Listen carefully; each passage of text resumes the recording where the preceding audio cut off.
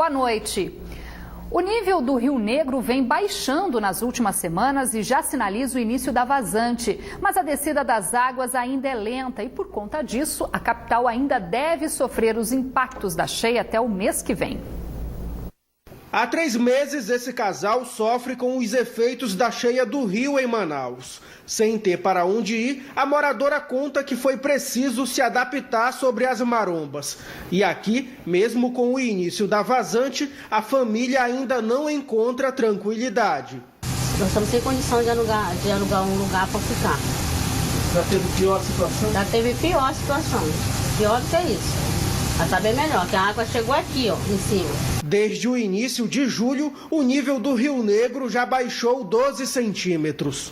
A cheia desse ano chegou a atingir 14 bairros de Manaus. Ruas do centro, como essa aqui, também foram tomadas pela água.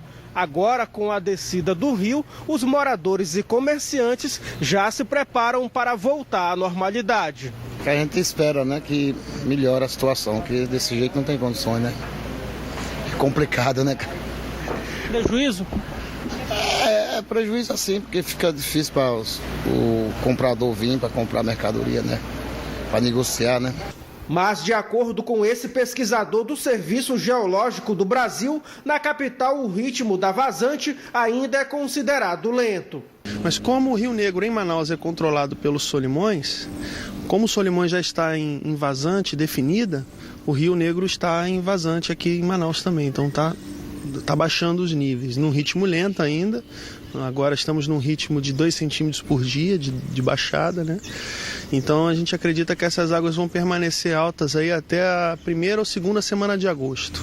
No Amazonas, 37 municípios, além da capital, decretaram situação de emergência e 2, estado de calamidade pública por conta da cheia dos rios. Foram presos na capital 4 homens suspeitos pela morte de um comerciante ocorrida em março deste ano na zona norte da cidade. Uma mulher continua foragida. Agassiz Vieira Lopes Filho, Adalberto Oliveira da Silva, José Castro Lopes e Thalisson Pereira da Silva foram presos na última segunda-feira no bairro Cidade de Deus, zona norte da capital.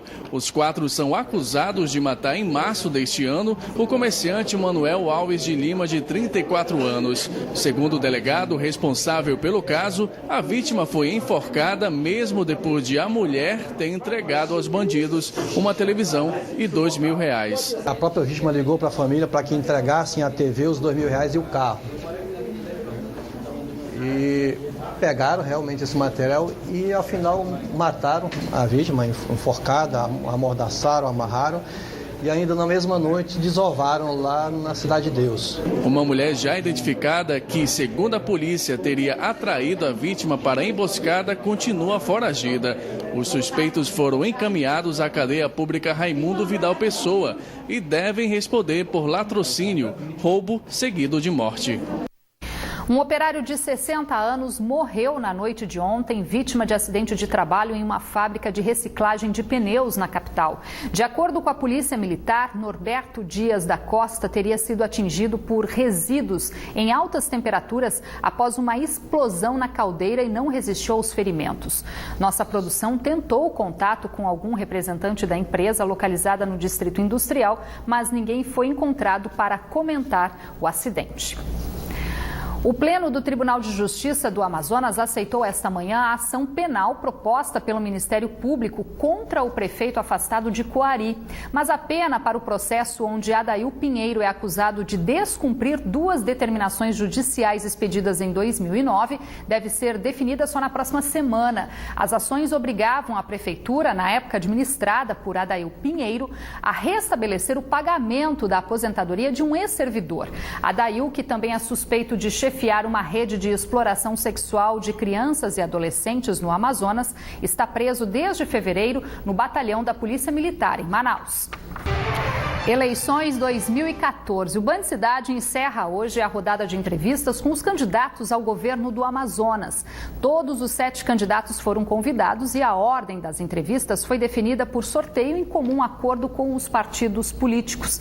E por esse sorteio, quem encerra essa série é o candidato à reeleição pelo PROS, governador José Melo.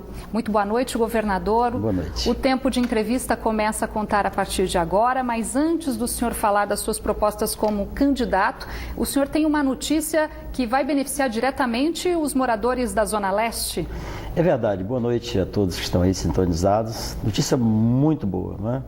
Nós recebi ainda há pouco uma informação de que as bombas lá da estação de captação foram ligadas e tudo está funcionando normalmente, o que significa dizer que vamos passar a noite toda bombeando água do Rio Negro para a estação de tratamento, né, para os tanques onde está feito o tratamento e aí é feito, logo em seguida, essa água tratada ela é colocada na rede, né, para dar pressão e aí, se Deus quiser, ao final da tarde, no máximo à noite, os nossos moradores da Zona Norte, Zona Leste da cidade de Manaus vão poder abrir as torneiras e ter a água jorrando de forma abundante, como vinha sendo anteriormente.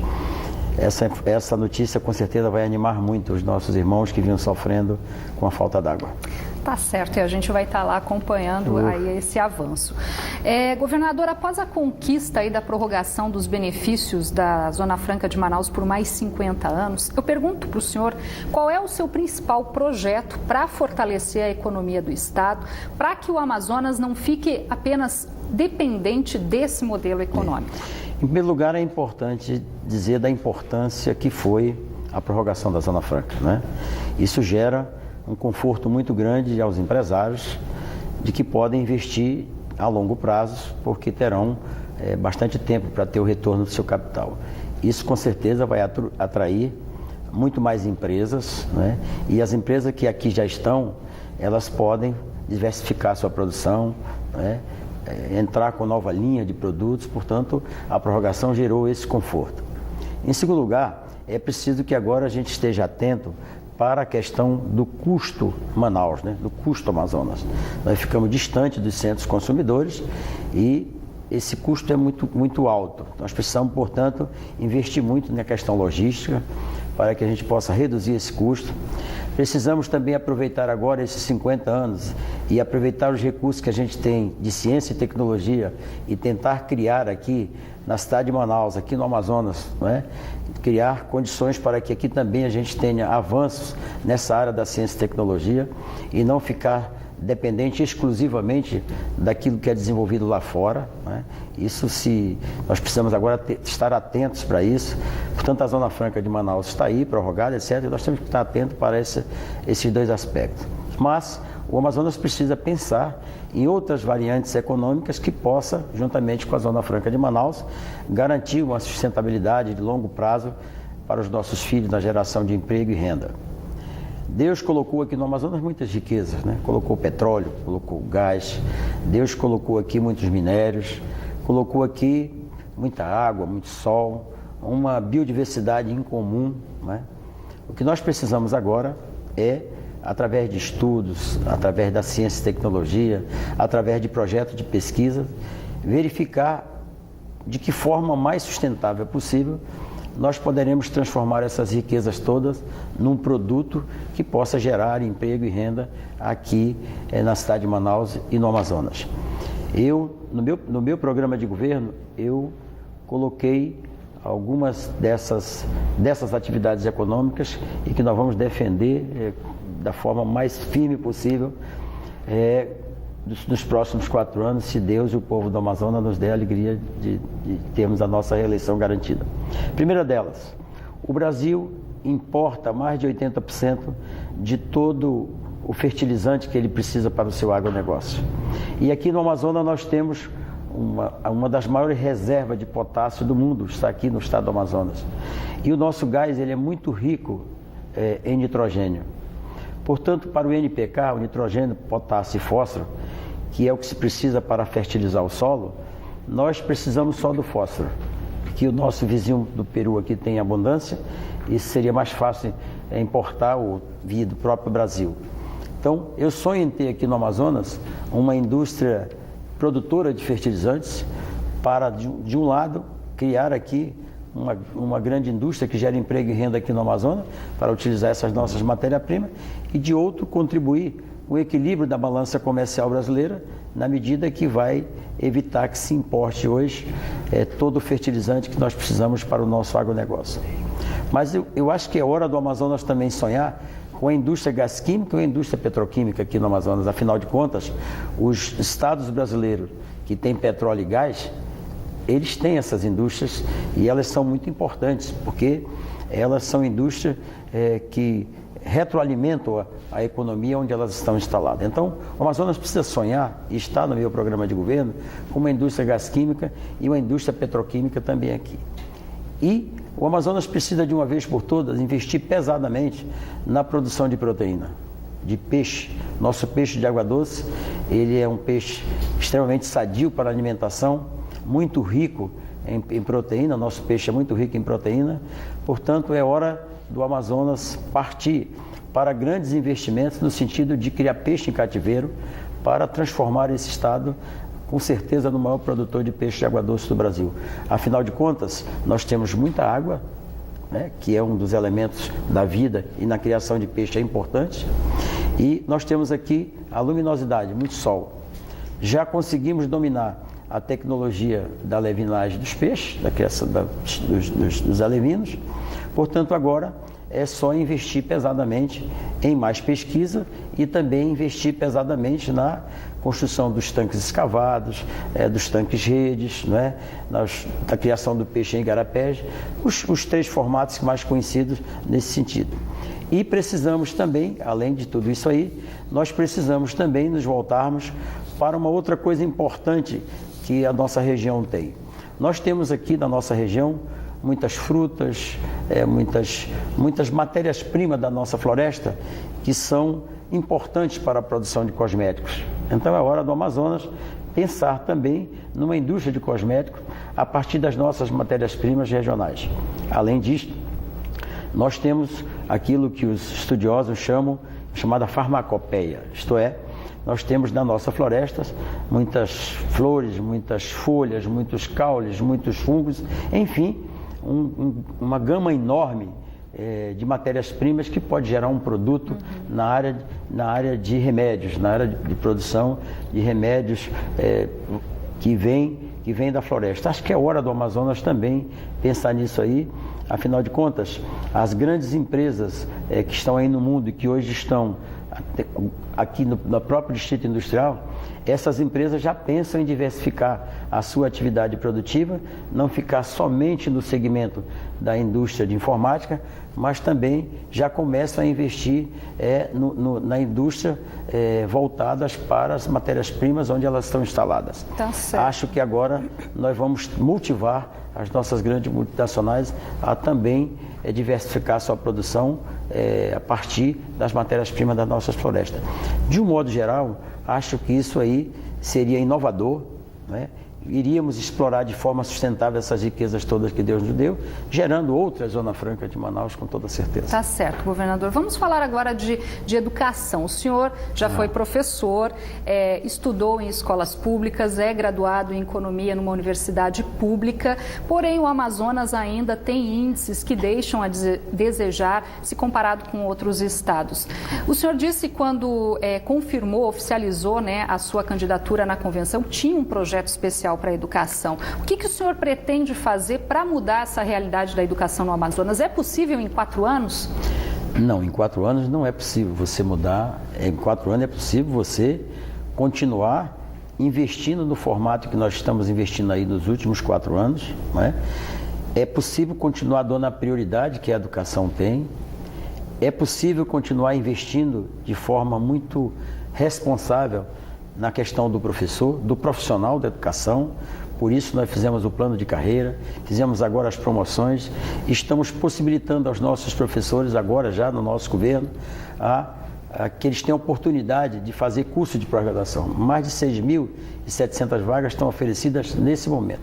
Então, ao tempo que nós vamos continuar com os nossos programas de atenção ao estudante, de material escolar, da atenção da questão da merenda escolar, das bases físicas das escolas adequadas para a ambiência da educação, ao tempo que nós estamos também fazendo com projetos voltados para a melhoria da qualidade de vida do professor, do profissional da educação, ao tempo que nós estamos construindo as chamadas escolas de tempo integral. É muito importante continuar com esse projeto, afinal de contas, a permanência da criança durante o dia todo na escola é muito importante para a sua formação integral, uma vez que nas escolas de tempo integral, além do estudo das disciplinas curriculares obrigatórias, ele tem atividade de esporte, atividade de lazer, atividades culturais, que fazem com que eles tenham uma formação integral na sua trajetória educacional. Ao tempo que fazemos tudo isso, no nosso governo, nós colocamos no nosso plano de governo para os próximos 4 anos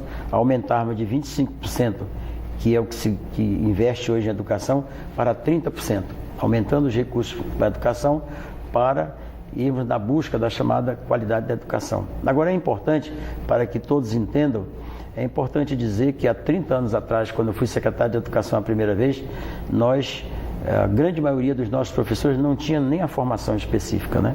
Hoje já conseguimos, com todos os nossos professores, têm uma formação específica para a disciplina que lecionam.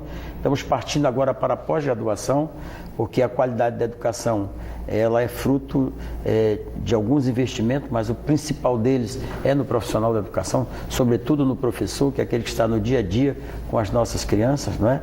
E precisamos também colocar nas nossas escolas aquilo que a tecnologia possibilita para que as crianças e os professores possam absorver melhor o conhecimento. Começamos com os computadores e agora estamos colocando os tablets na mão dos nossos professores, não simplesmente o tablet, mas os tablets com os conteúdos, com os aplicativos corretos, para que os professores possam acessar aqueles conteúdos todos com aplicativos corretos e aí poder transferir de forma mais fácil para os seus alunos as suas aulas. Governador, nosso tempo está ficando um pouco curto e eu gostaria de abordar com o senhor também a questão da habitação. O que o senhor pretende fazer para reduzir o déficit habitacional aqui do Estado? O senhor vai dar continuidade ao Prosamin, por exemplo? Não, nós estamos continuando construindo novas unidades habitacionais, não só aqui na cidade de Manaus, mas também na capital. O nosso governo já construiu 20 mil novas moradias entre os últimos 4 anos e agora eu tenho no meu plano de governo, só aqui na cidade de Manaus, mais 30 mil novas moradias e para o interior do estado mais 12 mil. São metas importantes que vão com certeza reduzir de forma positiva o déficit de moradia no nosso estado. Bom, com relação à segurança pública, a gente percebe o avanço da criminalidade, a gente tem a problemática das fronteiras aqui no estado. O programa Ronda no Bairro continua no seu governo ou o senhor pretende fazer algum projeto diferente? Não, o Ronda continua, ele tem que ser aprimorado cada vez mais. Ele hoje está sendo implantado no interior do estado, nas cidades maiores, onde os índices de criminalidade são mais presentes, para combater também lá. E aqui na cidade de Manaus ele está sendo aprimorado cada vez mais para continuar garantindo à população o direito de ir e vir, continuar dando à população aquela segurança de que vendo uma viatura, vendo uma motocicleta, um policial, etc., possa ter aquela sensação. E é importante dizer que a partir do momento que esse sistema de segurança pública novo foi implantado, os índices de criminalidade do Amazonas só caem todo ano, né? Apesar da cidade de Manaus ser uma cidade grande, uma cidade que tem um potencial de riqueza muito grande, muito espalhada, o que dificulta muito essa questão da segurança pública. E é importante dizer também que agora com a Copa do Mundo, com os investimentos que foram feitos em segurança pública, que sobretudo no Centro de Comando e Controle, nós vamos ter agora uma herança muito importante dessa tecnologia toda, que vem facilitar de forma muito positiva a questão dos resultados da segurança pública. No pós-Copa, a Copa acabou, ficamos aqui, já tivemos nesse período um índice de redução de 12% na criminalidade, fruto desse sistema todo que está aí em andamento. É importante dizer o seguinte, nada disso aí valerá se a população não colaborar com a segurança pública. Governador, a gente tem menos de um minuto apenas para encerrar. Qual o seu projeto para Manaus, em parceria com a Prefeitura da cidade? Eu vou continuar o trabalho que já foi iniciado com a Mari e o prefeito Arthur, de parceria entre a Prefeitura de Manaus e o nosso governo, juntando os nossos recursos para enfrentarmos os problemas que a cidade de Manaus tem. O problema de água, agora mesmo, foi ação conjunta do nosso governo que permitiu equacionar num curto espaço de tempo a questão do programa. Vamos continuar investindo conjuntamente na questão da saúde pública para que a Prefeitura possa cuidar da atenção básica de forma mais forte e nós continuemos na média complexidade e na alta complexidade. Vamos continuar investindo conjuntamente na questão da educação, né, para no zoneamento da educação funcionar de forma mais forte e também na questão urbanística da cidade de Manaus, na mobilidade urbana. Nosso tempo acabou. Muito obrigada pela sua presença aqui conosco, governador. Eu que agradeço. Fiquem todos com Deus. A forte chuva que atingiu a capital esta tarde, apesar de rápida, provocou estragos em alguns pontos da cidade. No recém-inaugurado estádio da Colina, na Zona Oeste, parte da cobertura da tribuna de imprensa foi arrancada com a força do vento. Já na Zona Norte, a fachada de um shopping em construção desabou na Avenida Noel Núteos, mas ninguém ficou ferido durante o incidente. Também faltou energia em alguns pontos da capital, como em parte da Ponta Negra, Cidade Nova, Educandos, Amazonino Mendes e Santa Luzia. A zona rural também foi afetada. Segundo a Eletrobras Amazonas Energia, várias equipes já estão nas ruas para restabelecer nas próximas horas o fornecimento de energia. Um dia depois de desarticular um grande esquema de fraude em carteiras de habilitação envolvendo servidores, o Detran anunciou hoje que vai reavaliar todos os processos de candidatos reprovados nos últimos 5 anos aqui no Amazonas. A intenção é garantir a quem se sentiu lesado pelo esquema o direito de fazer um novo exame sem custos.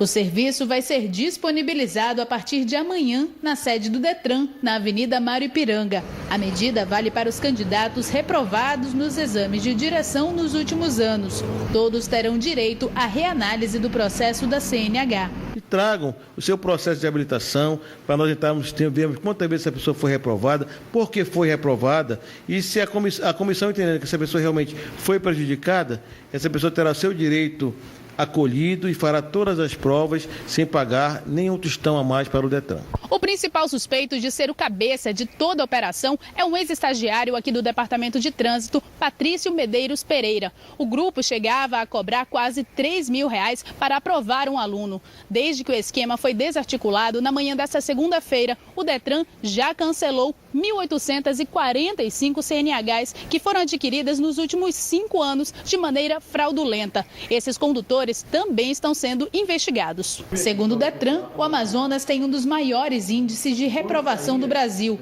quase 70%, enquanto em outros estados a média é de 20%. Para o diretor-presidente, a descoberta da fraude deve reduzir esses números nos próximos meses. Está aí a explicação por quê.